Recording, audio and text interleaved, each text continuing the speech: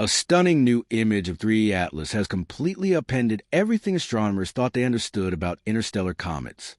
This groundbreaking revelation, which NASA withheld for weeks, was captured by the SPHEREx Observatory at the outer reaches of Jupiter's orbit. What scientists discovered defies all conventional predictions.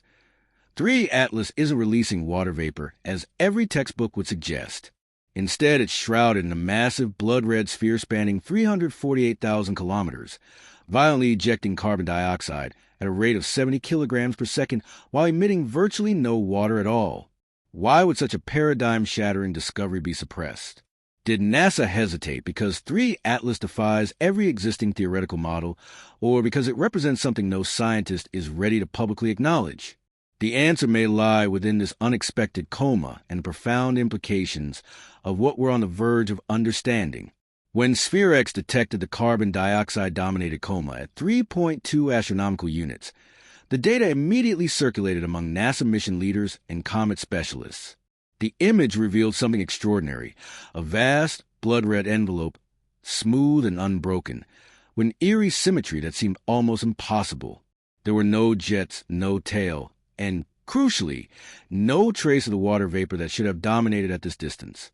Nothing about it resembled any comet previously observed in our solar system. NASA's official policy mandates that such data be released to the public within 60 days. But this wasn't routine data. This was an object from another stellar system venting carbon dioxide through mechanisms no one could explain. Beyond the agency's walls, astronomers began to speculate. Was the delay simply prudent caution, or did it reflect genuine confusion? Did the mission team need additional time to verify their instrument calibration, or were they hesitating because the measurements themselves seemed impossible? In a field where new discoveries are typically announced with fanfare, this prolonged silence felt ominous. The implications were staggering. If this phenomenon had a natural explanation, then our fundamental understanding of comet science would require complete revision. If it didn't have a natural explanation, the ramifications extended far beyond astronomy. The data has now been released, but the real investigation has only just begun. At 3.2 astronomical units from the Sun, just beyond Mars and grazing Jupiter's orbital path, 3E Atlas revealed something that violated every expectation. SPHEREx, NASA's cutting-edge infrared surveyor, captured the comet in mid-August 2025, precisely when it should have been exhibiting modest activity if it followed conventional behavior. Instead, the data showed a carbon dioxide coma, so immense it completely dwarfed the nucleus itself. The gaseous shell extended 348,000 kilometers from the comet's core, a distance nearly equivalent to that between Earth and the Moon, but radiating uniformly in all directions. This wasn't a tail or an asymmetric spray, but a perfect sphere. The measurements were extraordinary. SPHEREx recorded carbon dioxide streaming from the comet at approximately 70 kilograms per second. That translates to 9.44 times 10 superscript 2 molecules expelled into space every single second. Meanwhile, water vapor, which should have dominated the signature, was almost entirely absent. The upper limit for H2O outgassing at this distance measured just 4.5 kilograms per second. There were no jets, no blue streamers of ionized gas, no sign of the classic water-driven tail that characterizes most comets crossing the frost line. Instead, a dense blood-red fog of CO2 enveloped the object like a thermal cocoon. This behavior is completely anomalous for 3.2 astronomical units in our solar system. Typically, comets become active as they approach the sun, their surfaces warming until buried water ice begins to sublimate. That water vapor drives the entire spectacle, forming tails, building the coma, and carrying dust and organic compounds outward. But 3E Atlas has shattered this pattern entirely. Here, carbon dioxide reigns supreme. The coma exhibits remarkable symmetry, almost unnervingly so, with no indication of chaotic jets or localized outbursts that water activity typically produces. The gas expands uniformly in all directions, creating a shell rather than a streamer. Both the scale and the chemistry are extreme outliers. Astronomers expect some carbon dioxide activity, particularly near the frost line's edge, but never at this intensity. The production rate, the smoothness of the envelope, and the sheer magnitude of the coma These are the details that demanded a fundamental reassessment. If water exists within 3 Atlas, it must be buried extraordinarily deep or locked away in some configuration that renders it invisible to SPHEREX's sensors. The data tells an unambiguous story. At a distance where water should dominate, carbon dioxide has seized complete control, rewriting the rules for what a comet can be. This anomaly isn't subtle. It's measured in hundreds of thousands of kilometers and kilograms per second, characterized by the absence of everything familiar. Hubble's initial observation of 3 Atlas on July 21st, 2025, established the baseline measurements. The nucleus appeared smaller than a kilometer across, perhaps 300 to 500 meters in diameter, concealed within a faint, expanding coma. That estimate derived from high-resolution imaging, where the research team subtracted the dust and gas signatures to isolate the solid core. But when SPHEREX conducted its infrared scan weeks later, the numbers told an incompatible story.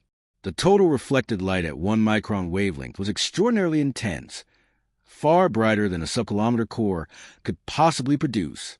If all that luminous flux originated from the nucleus itself, the calculations pointed to a body nearly 46 kilometers across.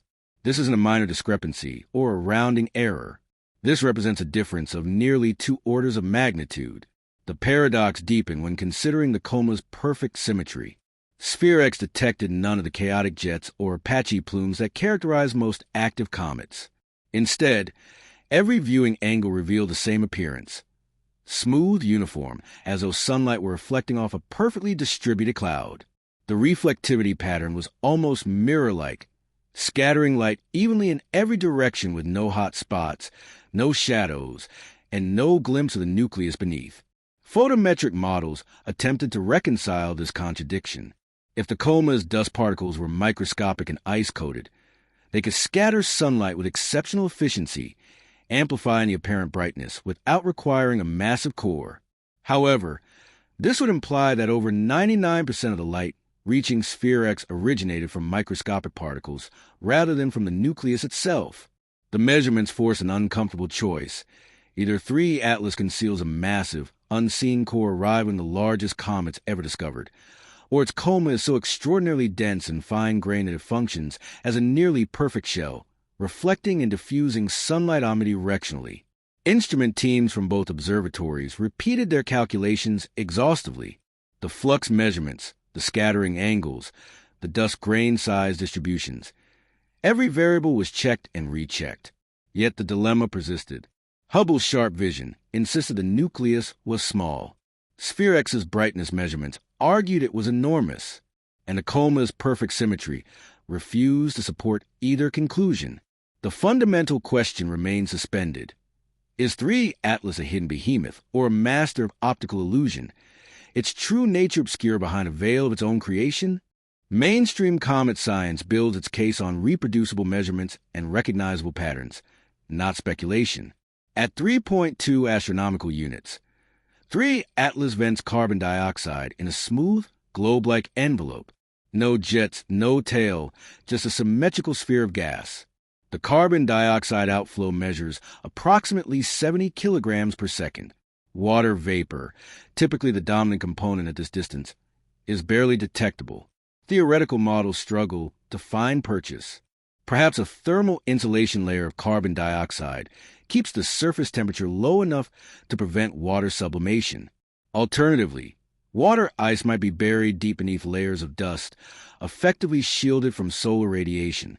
Another possibility: the surface chemistry is so exotic that it resists conventional analysis. Each hypothesis receives scrutiny. The carbon dioxide blanket theory explains the coma's symmetry reasonably well, but cannot fully account for the almost complete absence of water. The deep buried ice model works mathematically, but the lack of even trace amount of water vapor is difficult to rationalize. Unusual surface chemistry remains plausible, but supporting evidence is sparse. The artifact hypothesis occupies a controversial position, championed primarily by Dr. Avi Loeb. He draws attention to geometry, the symmetry, the coma's eerie perfection. No tail, no localized hotspots. He poses a provocative question. Could this be a physical shell rather than a gas cloud, a constructed structure rather than a natural process? Most astronomers remain skeptical. They weigh the evidence, reproducible measurements, familiar chemical processes, well-understood outgassing mechanisms. The consensus holds that while the observations are certainly unusual, they remain within the bounds of cosmic possibility through natural means. Loeb's hypothesis scores low on available evidence, but high on imaginative thinking. It hasn't been definitively ruled out, but it's not required by the data. The shadow of ʻOumuamua lingers in the background, that enigmatic object, with its elongated shape and unexplained acceleration, left scientists with more questions than answers. 3 Atlas differs fundamentally. It glows, it actively vents gases, and it follows physical laws, just not the ones anyone predicted. Each perspective maintains its position. Natural explanations appear robust, but stretched thin. The artifact hypothesis remains possible but unproven. The next phase of investigation, as 3 Atlas approaches closer to the Sun with increased heat and enhanced observational data, will likely resolve this debate. Until then, the evidence remains open to interpretation, waiting for that decisive moment when it tips conclusively in one direction or the other.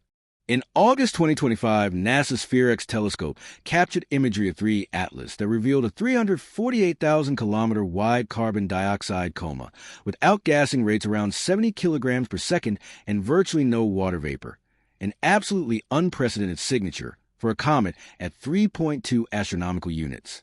The weeks-long delay before this data reached the public only intensified the mystery surrounding this object. Hubble's earlier estimate placed the nucleus at merely 300 to 500 meters in diameter.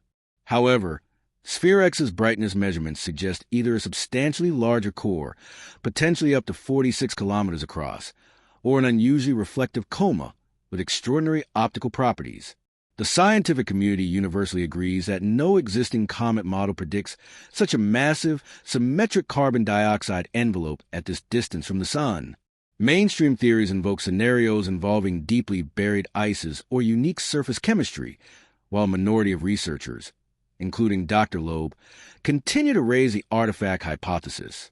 Despite extensive analysis employing multiple observational platforms and theoretical frameworks, the true nature of 3 Atlas remains fundamentally unresolved. With the object now moving progressively closer to the Sun, the scientific community eagerly awaits new observational data that may finally clarify its nature. For now, 3 Atlas stands as an exceptional enigma, directly challenging our understanding of interstellar visitors and serving as a stark reminder that some of the universe's most profound questions remain unanswered. The data is public, the instruments are watching, and somewhere in the darkness between worlds, 3 Atlas continues its journey toward answers we may not be prepared to accept.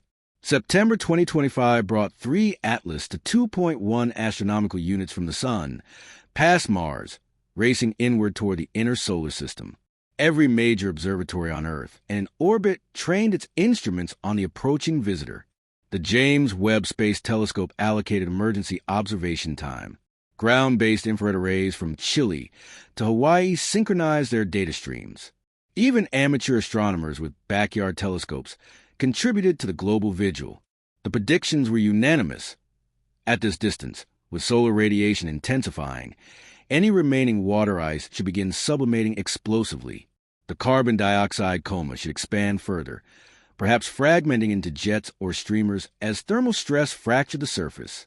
The comet should become chaotic, turbulent, magnificent in its destruction. Instead, something impossible happened.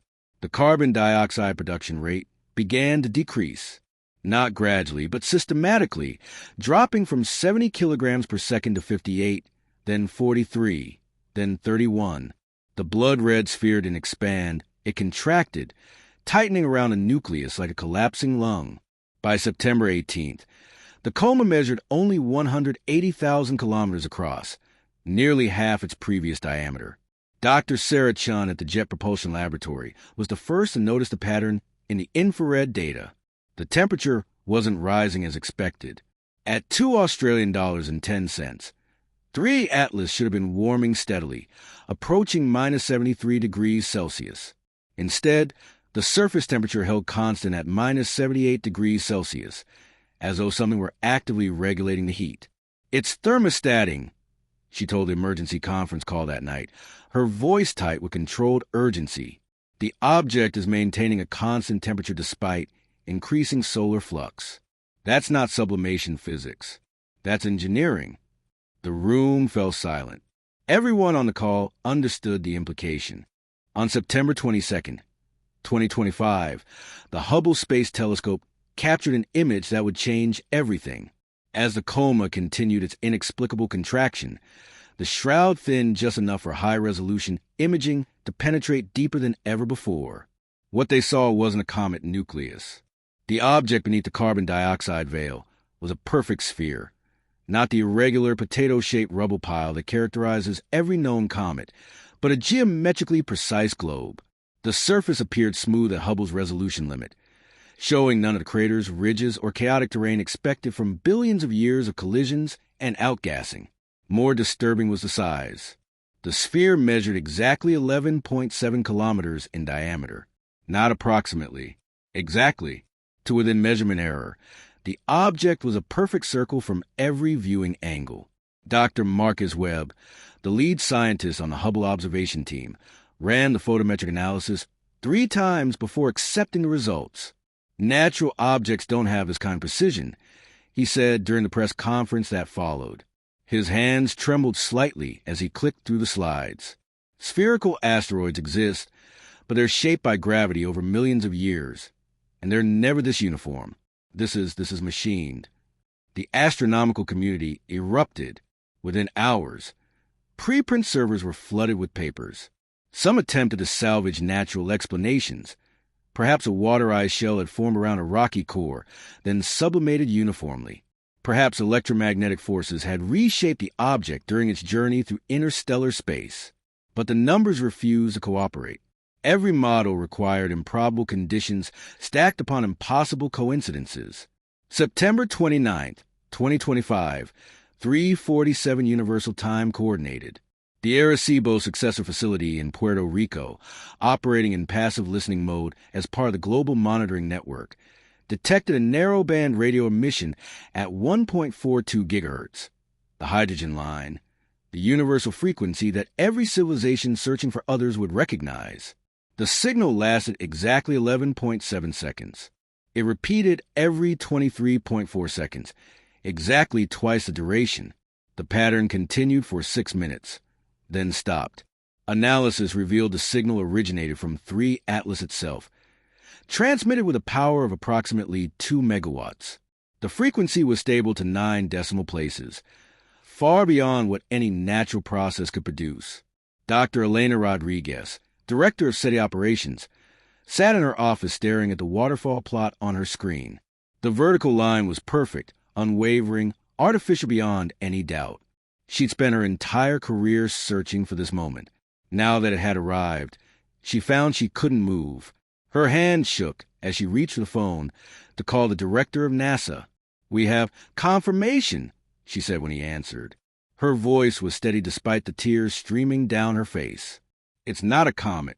It never was."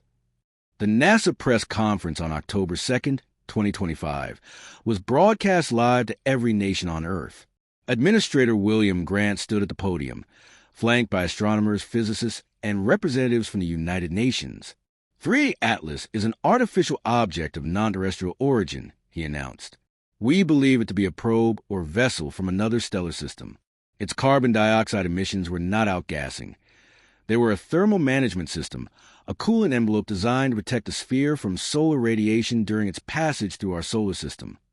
The questions came in a torrent. Where did it come from? What does it want? Is it inhabited? Will it communicate again? Grant raised his hand for silence. "We don't know. What we do know is that the object is decelerating. Its trajectory has changed. Initially, we calculated it would swing past the sun and exit the solar system on a hyperbolic trajectory. Now, our models show its bleeding velocity. At current deceleration rates, 3 Atlas will achieve solar orbit by December. The implication hung in the air, heavy and inescapable. Whatever intelligence had sent the sphere, it had decided to stay. The international response was unprecedented. Within 72 hours, the United Nations convened an emergency General Assembly. The major space agencies, NASA, ESA, Roscosmos, CNSA, ISRO, and JAXA, formed the Joint Interstellar Contact Initiative. Resources poured in from every corner of the globe. Dr. Avi Loeb, vindicated in the most extraordinary way possible, was appointed Chief Scientific Advisor. His first recommendation was direct and unambiguous. We need to send a mission, not probes, not robots. People, if they came all this way to find us, we owe them the courtesy of meeting them face to face. The proposal was audacious. 3 Atlas would reach solar orbit in 3 months. No existing spacecraft could intercept it in that time frame with conventional propulsion. But the classified files at NASA contain contingency plans, emergency response vehicles designed for exactly the scenario, mothballed after decades without contact. The Messenger program was activated. 2 spacecraft, already partially assembled in orbit, would be completed and launched within 60 days.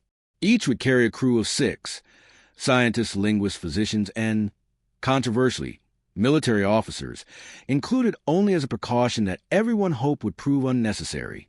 Commander Jessica Torres, a veteran astronaut with 3 ISS missions, was chosen to lead Messenger 1. During her selection interview, the board asked her a single question. If you're the first human to meet an alien intelligence, what will you say? She answered without hesitation. Thank you for coming. November 14th, 2025. 3 Atlas reached 1.3 astronomical units from the Sun, just beyond Earth's orbit. The blood-red coma, which had shrunk to a mere whisper of its former glory, suddenly expanded again, but this time the expansion was directional. A brilliant jet erupted from one hemisphere of the sphere, a focused beam of carbon dioxide plasma, expelled with such force that it registered on solar wind detectors across the solar system. The object velocity dropped precipitously. In the span of 6 hours, 3 Atlas shed 8 kilometers per second velocity, an acceleration profile that would have liquefied any biological crew. The engineering was breathtaking. Whatever propulsion system powered that burn operated at efficiencies far beyond human capability. The plasma jet maintained perfect collimation over thousands of kilometers, suggesting magnetic confinement or technologies humanity hadn't even theorized. When the burn concluded, 3 Atlas hung in space at $1.28, matching Earth's orbital velocity almost exactly. It was waiting. December 1st, 2025. Messenger 1 and Messenger 2 launched simultaneously from orbital platforms, their advanced ion drives burning at maximum thrust. The journey would take 23 days, 23.4 days, to match the periodicity of that first radio signal, a symbolic gesture that someone on Earth hoped might be understood. Commander Torres stood in the cramped crew module of Messenger 1, watching Earth shrink behind them. Her crew floated nearby.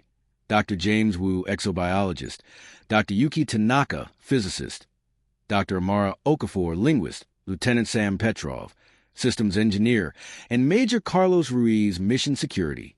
We're really doing this, Wu said quietly, voicing what everyone felt. Torres nodded.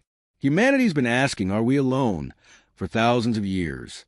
In 3 weeks, we're going to get our answer. The spacecraft accelerated into the darkness, 2 tiny sparks of human courage racing toward an appointment with the unknown.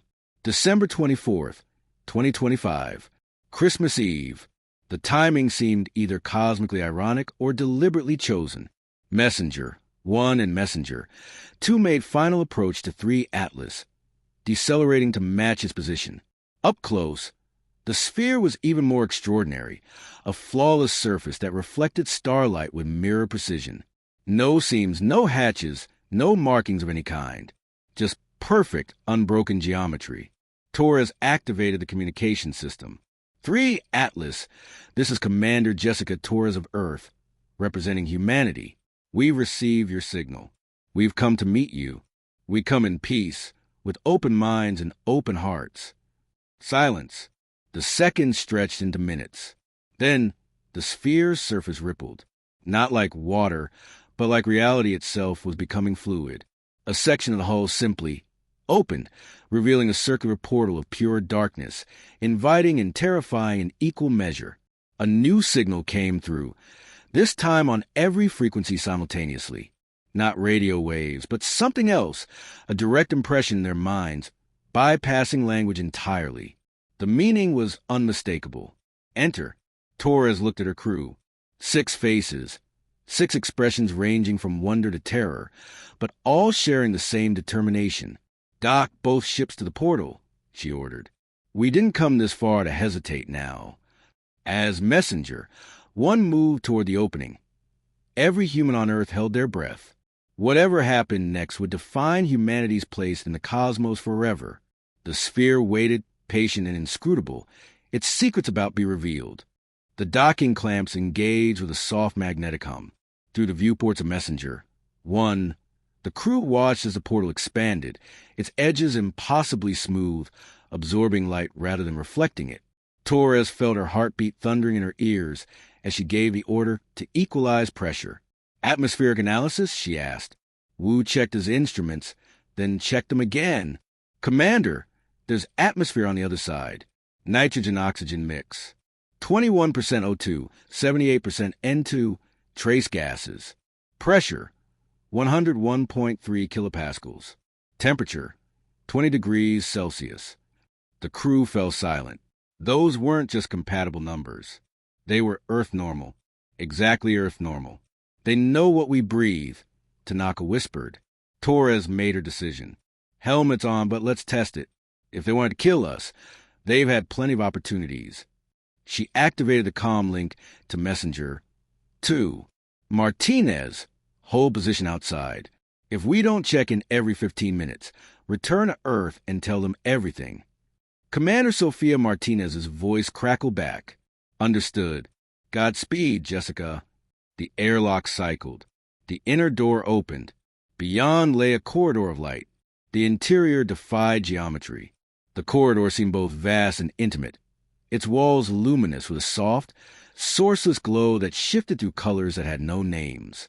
The crew moved forward cautiously, boots silent on a floor that felt solid but looked like walking on starlight. The corridor opened into a chamber so large that Torres couldn't see its far walls. The ceiling curved upward into darkness, or perhaps infinity, and floating throughout the space were objects, thousands of them, tens of thousands.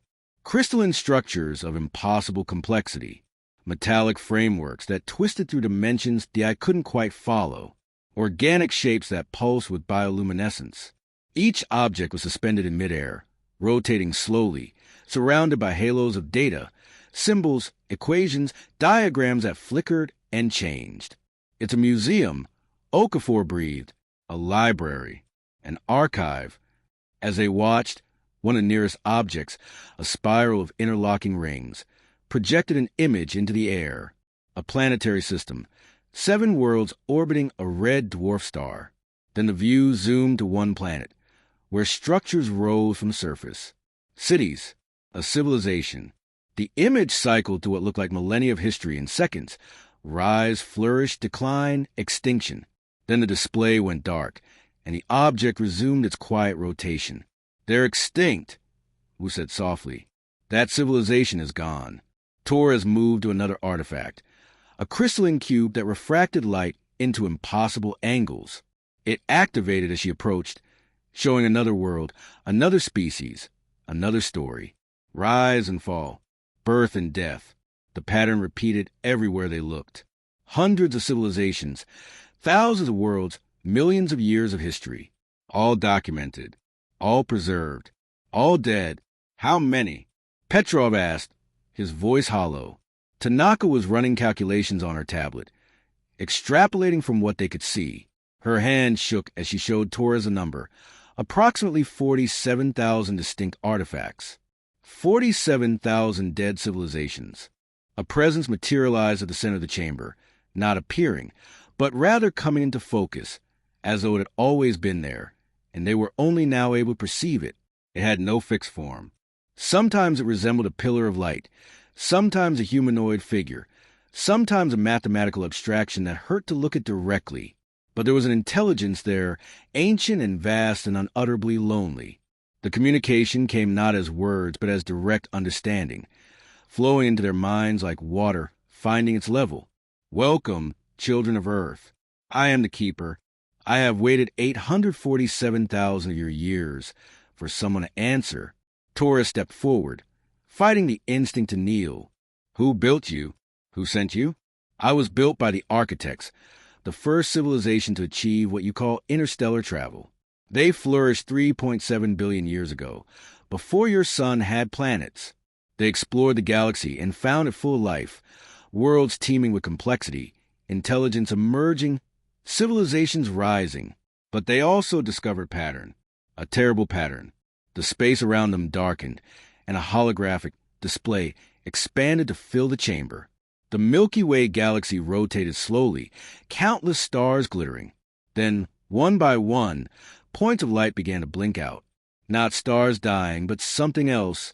Civilizations extinguishing, sometimes gradually, sometimes in catastrophic collapse. Intelligent life arises frequently, but it rarely survives. Of 47,000 civilizations we have cataloged, 46,999 destroyed themselves. War, environmental collapse, artificial intelligence singularities, bioengineered plagues, gray goose scenarios. The methods vary, but the outcome is almost always the same. Intelligence creates the tools of its own extinction, then uses them. Almost always. Okafor caught the implication. What about the one exception? The Keeper shifted, its form stabilizing into something almost human. Perhaps to comfort them, perhaps because this part of the story required a face. The architects themselves. They succeeded. They spread across 1,000 worlds, achieved post-scarcity abundance, solved the riddles of mortality and entropy. They became something magnificent. And in their wisdom, they built me, a witness, a record keeper, a messenger. They sent 1,000 spheres like me into the galaxy, each carrying the archive of fallen civilizations, each searching for someone new, someone who might succeed where so many others failed. Why? Torres asked. Why preserve the failures? Because the architects understood something crucial. Every civilization that fails takes with it unique knowledge, art, philosophy, beauty. Each extinction is not just a tragedy. It is an irreplaceable loss to the cosmos itself. They believed that somewhere, someday, a civilization would arise that could learn from these failures, that could see the warning signs and choose differently, that could break the pattern. The Keeper moved closer, and Torres felt the weight of its attention like standing beneath a collapsing star. You are the 47,000 first intelligent species I have encountered. Your world trembles on the edge of the same precipice that destroyed all these others.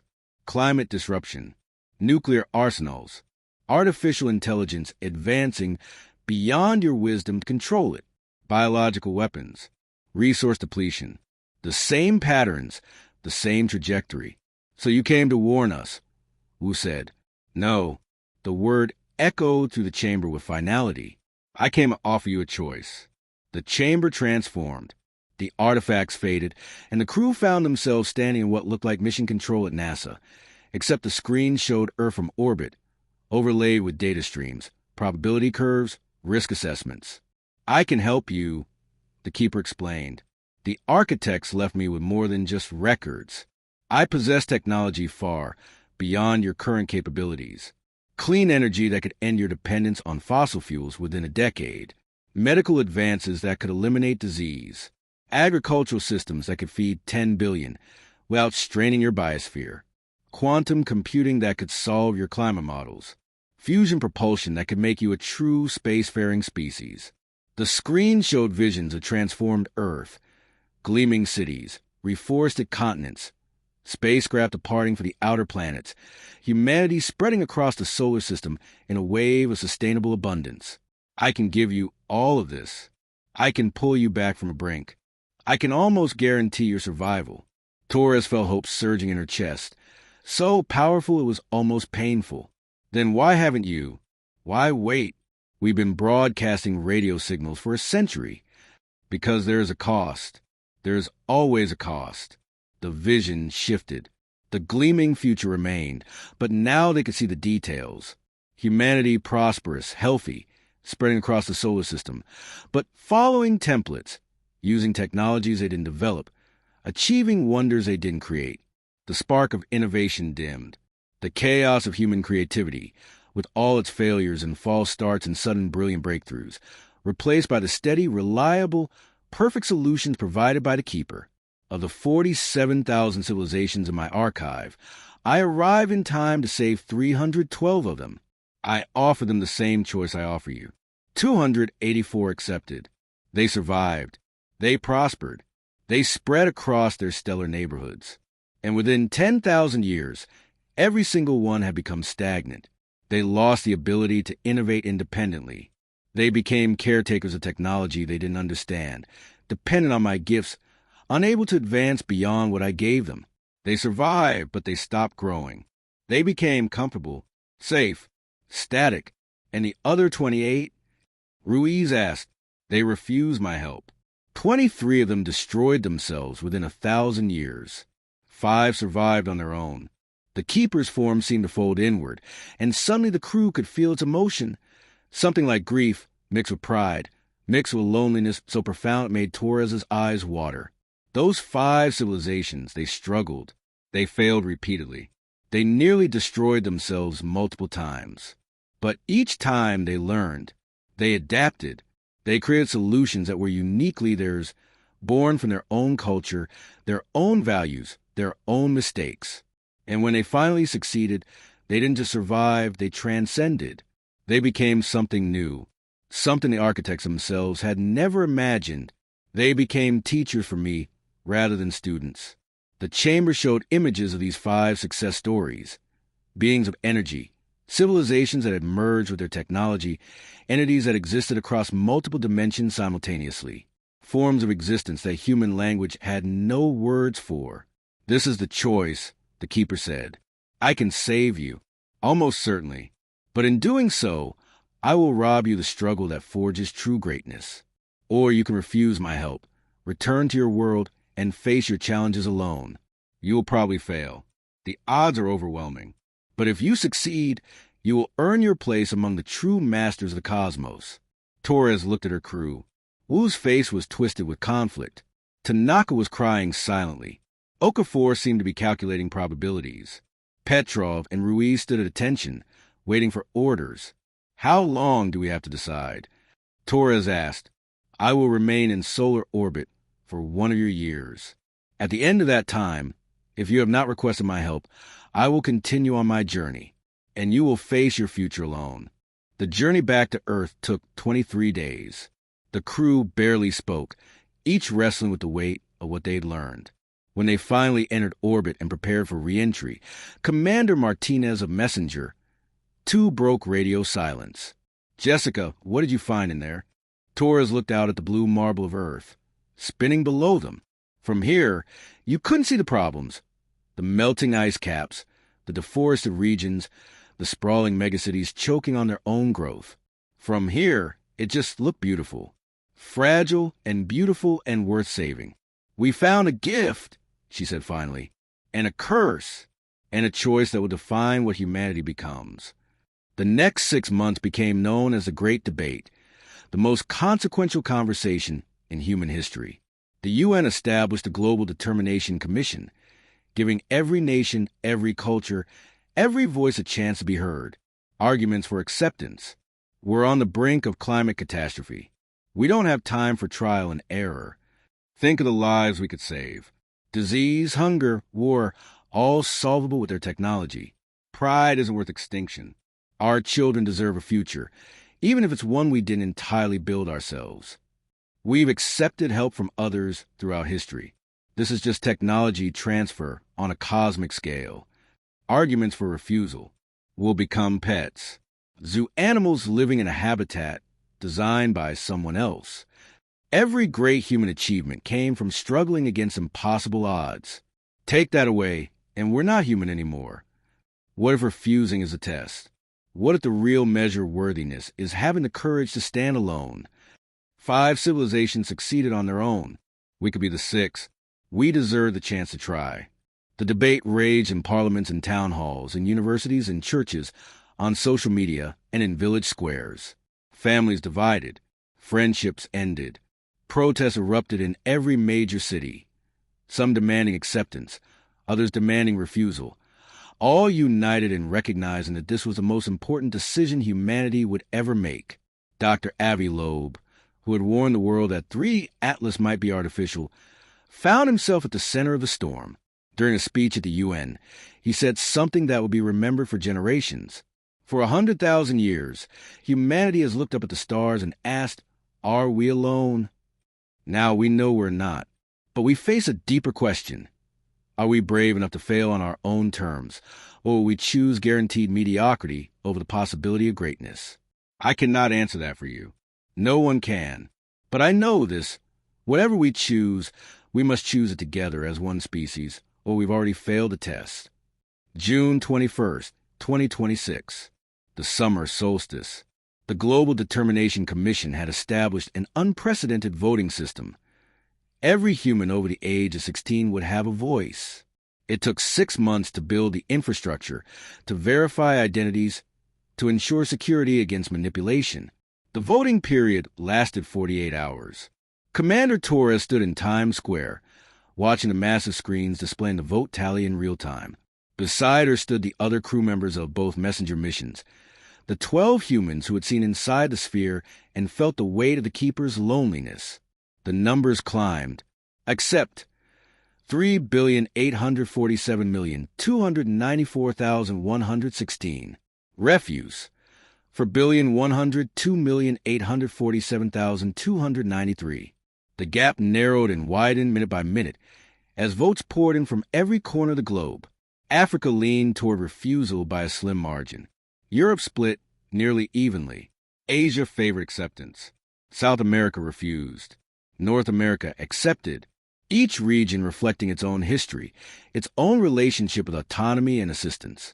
With 1 hour remaining, the vote stood at 50.2% refusal, 49.8% acceptance, a margin of less than 100 million votes out of nearly 8 billion cast. Torres felt Wu's hand grip her shoulder. "Whatever happens," he said quietly. We told him the truth. That's all we could do. The final vote came in at 11:59 and 47 seconds p.m. Universal Time Coordinated. Accept for 1,912,847,382, 50.1%.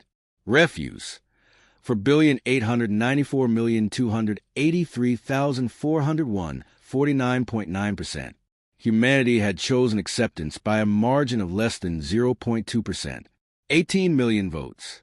In a global population of nearly 8 billion, that was the razor's edge that would determine their future.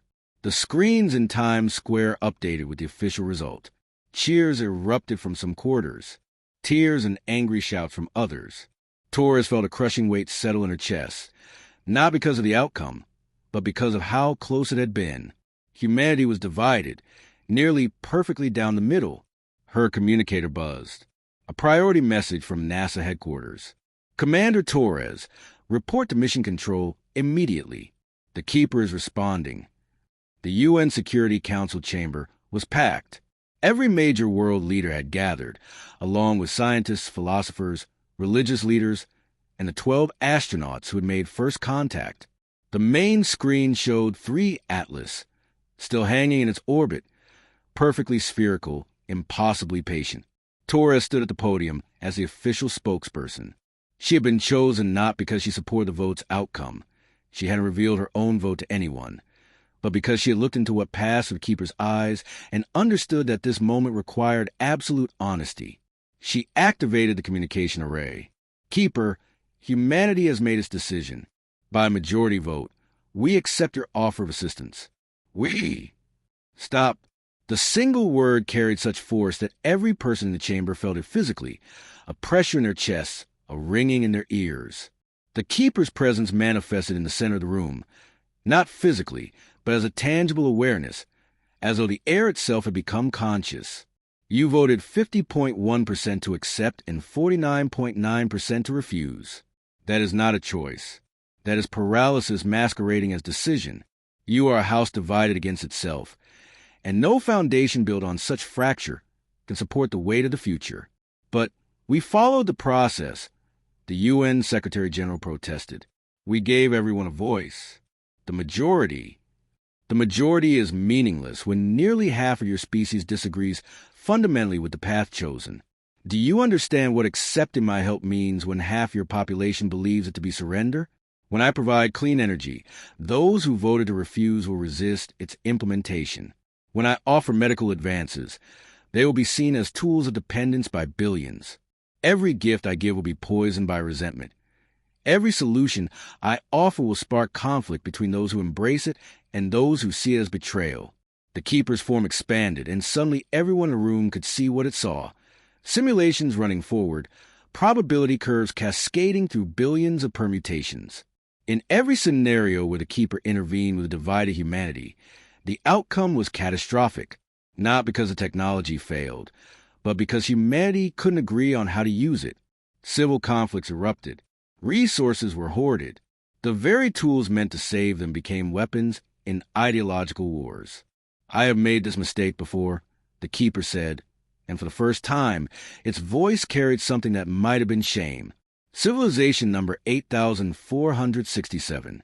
They voted 52% to accept. I gave them everything they needed. Within 300 years, they had torn themselves apart. Not from resource scarcity, but from a philosophical civil war over identity and autonomy.